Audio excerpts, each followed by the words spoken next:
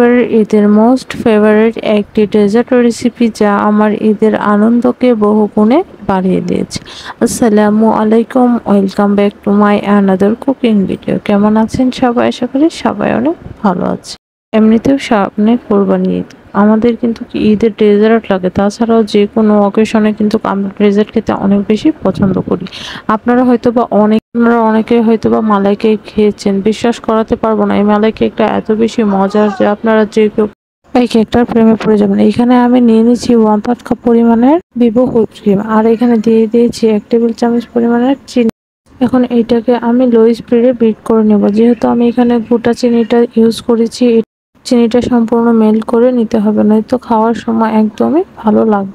ক্রিমটা একদম পারফেক্ট হতে হবে, ওইটা নিয়ে কোনো ঝামেলাই নেই। আমি যে কেকটা ডেকোরেশন করব ওইটাতে সাধারণত ক্রিমটা একটু নরম হলেই ভালো হয়। আমি কিন্তু এখানে টেস্ট বাড়ানোর জন্য এবং ফ্লেভারটা সম্পূর্ণ চেঞ্জ করার জন্য এখানে অ্যাড করে দিলাম 1 টেবিল চামচ পরিমাণের গুঁড়া দুধ। গুঁড়া দুধটা দিয়ে একটু হালকা বিট করে নেব। শেষ করাতে পারবো না, এই ডেজার্টটা আমার ঈদের খুশিটাকে আরো দ্বিগুণ বাড়িয়ে দিল। আমার ক্রিমটা কিন্তু বিট করা হয়ে গেছে। এখন এটাকে আমি ফ্রিজে রেখে দেব। অন্যদিকে আমি একটা প্যানে 1/2 লিটার পরিমাণের দুধ নিয়ে এখানে 1 টেবিল চামচ পরিমাণের কর্নফ্লাওয়ার অ্যাড করে দিলাম, আর দিয়ে দিলাম খুবই সামান্য পরিমাণের ভ্যানিলা পাউডার।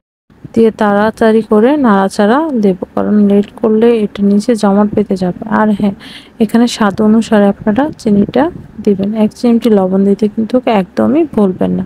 এখন এটাকে অনবরত নেড়ে চেড়ে একটু ঘন করে নেব। আপনারা স্বাদ বাড়ানোর জন্য এখানে কনডেন্স মিল্ক বা গরুর দুধ ইউজ করতে পারেন। আমি কিন্তু এখানে যখন কুসুম গরম ছিল এইটা, তখন আমি এখানে 2 টেবিল চামচ পরিমাণের গুঁড়া দুধ ইউজ করেছিলাম।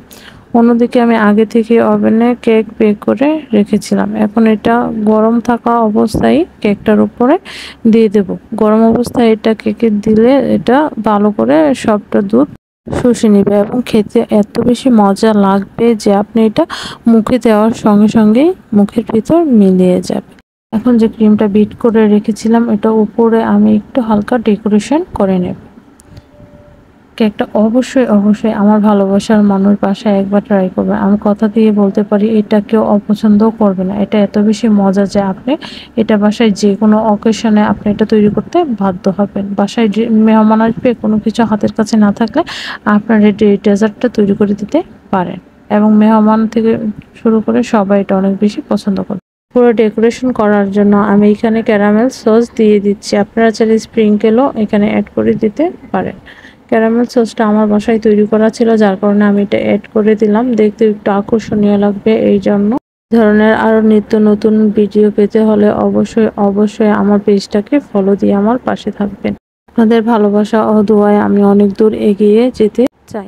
আর হ্যাঁ, কেকটি কিন্তু অবশ্যই ফ্রিজে আধা ঘন্টা রেখে তারপর খাবেন, তাহলে এটার আসল যে টেস্টটা ওটা পেয়ে যাবেন। আমি এটাকে ফ্রিজে রেখেছিলাম ঈদের আগের দিন। দুঃখের বিষয় এটাই যে পরের দিন এটা টেবিলে সার্ভ করার সঙ্গে সঙ্গে শেষ হয়ে গেছিলো, যার কারণে বাকি ভিডিওটি আপনাদের সঙ্গে শেয়ার করতে পারিনি।